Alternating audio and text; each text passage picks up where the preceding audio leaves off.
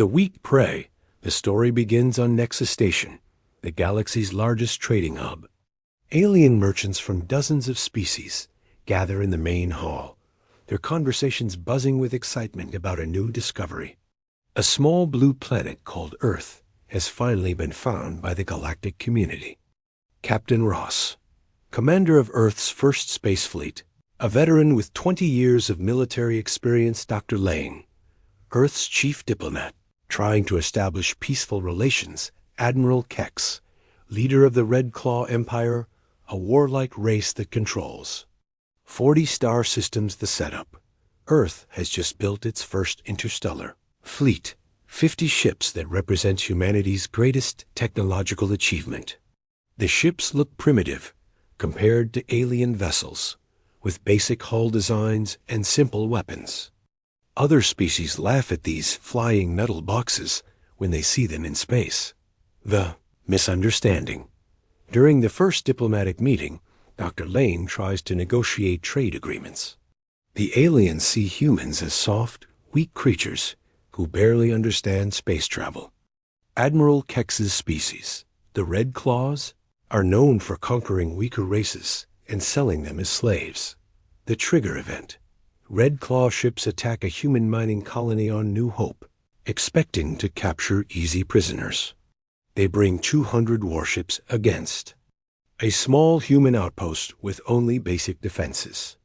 The attack should take minutes. Human response. Captain Ross receives the distress call and arrives with his fleet of 50 ships. The aliens expect to crush this tiny human force easily. Instead, something impossible happens. The battle. Human ships move with precision the aliens have never seen. Their weapons cut through Red Claw shields like paper. Ross uses tactics that confuse the enemy. His ships work together like a single organism. In 15 minutes, 200 Red Claw ships are destroyed. Not a single human vessel is even damaged. Aftermath. News of the battle spreads across the galaxy within hours. Species that have fought the Red Claws for centuries are shocked. How did primitive humans destroy such a powerful fleet so easily? Character reactions. Ross reports back to Earth Command, asking for orders. Dr. Lane realizes diplomacy just became much more complicated. Admiral Kex, barely escaping the battle, warns other species about human military power. Galactic Council members start asking questions about Earth's real capabilities. The story ends with Ross receiving a coded message from Earth. Mission accomplished. Phase 1 complete. Prepare for Phase 2. The camera pulls back to show Ross's fleet, but in the distance, hidden in asteroid fields and behind moons, dozens of other human ships watch silently. Earth has been planning this moment for years. The Akshuantine Alliance forms. 5 major galactic powers form the coalition of worlds to deal with the human threat. They include the Star Empire, 1,000 ships, Blue Shell Federation, 800 ships, Iron Tooth Clans, 600 ships, Crystal Mind Collective, 500 ships, the surviving Red Claws, 300 ships. Key characters. General Max, Ross's second-in-command, expert in guerrilla warfare. Commander Voss, coalition leader, veteran of 100 space battles. Tech Officer Dan, human specialist in electronic warfare and hacking. The chase begins. Coalition forces numbering over 3,000 ships begin hunting Ross's single fleet across space. They expect to corner and destroy the humans within days. The chase takes them through neutral space, past ancient alien ruins, and into dangerous nebulae. Tactics revealed. Ross doesn't run in straight lines. His fleet uses hit-and-run tactics that frustrate the coalition. They attack supply convoys and disappear. They hack coalition communications to create confusion. They use the environment, asteroid fields, gas clouds, gravity wells, as weapons. They never fight fair battles, always choosing when and where to engage psychological warfare. Dan broadcasts fake human communications that the coalition intercepts. The messages mention Fleet 2 and Fleet 3, but never explain what they mean. Coalition forces become paranoid, jumping at shadows, growing casualties. Every encounter between humans and coalition forces ends the same way. Heavy alien losses, 0 human casualties. The coalition starts losing confidence. Ship captains become afraid to engage human vessels. Character development. Max reveals he fought in Earth's secret wars. Before first contact, Loss starts having nightmares about human ships appearing everywhere. Dan shows other human officers how he manipulates alien computer systems. Pattern. The coalition realizes humans aren't just running, they're leading the chase to specific locations. Every battle happens exactly where Ross wants it to happen. The aliens are being manipulated. Intelligence discovery. Coalition spy networks intercept more human communications. A messages mention something called Project 11 and reference Fleet Commanders 1 through 11.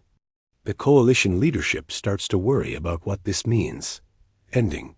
Ross receives new orders from Earth. His communications officer announces, Message from Earth Command.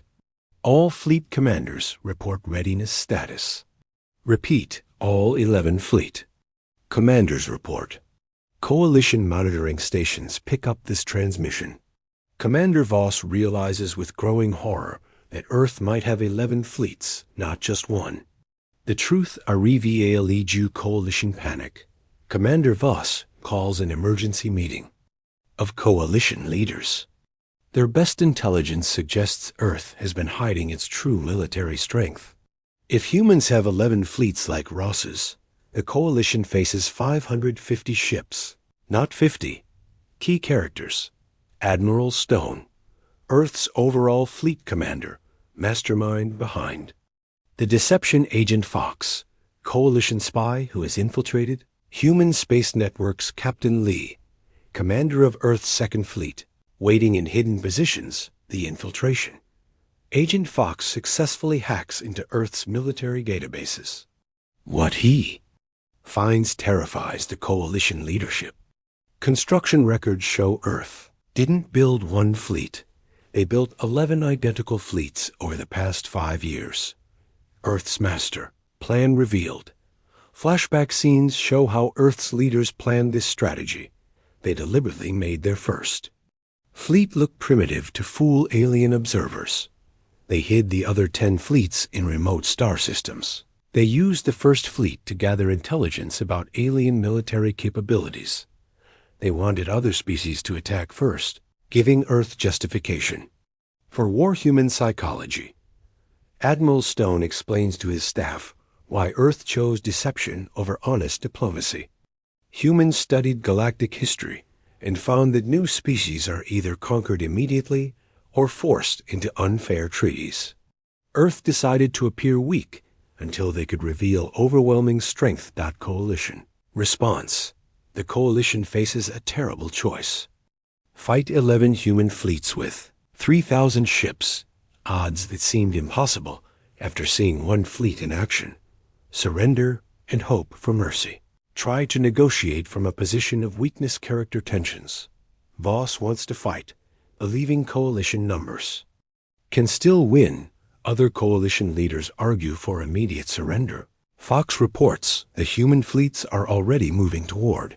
Coalition Space Stone begins Phase 3 of Earth's planned military buildup. Both sides prepare for massive warfare.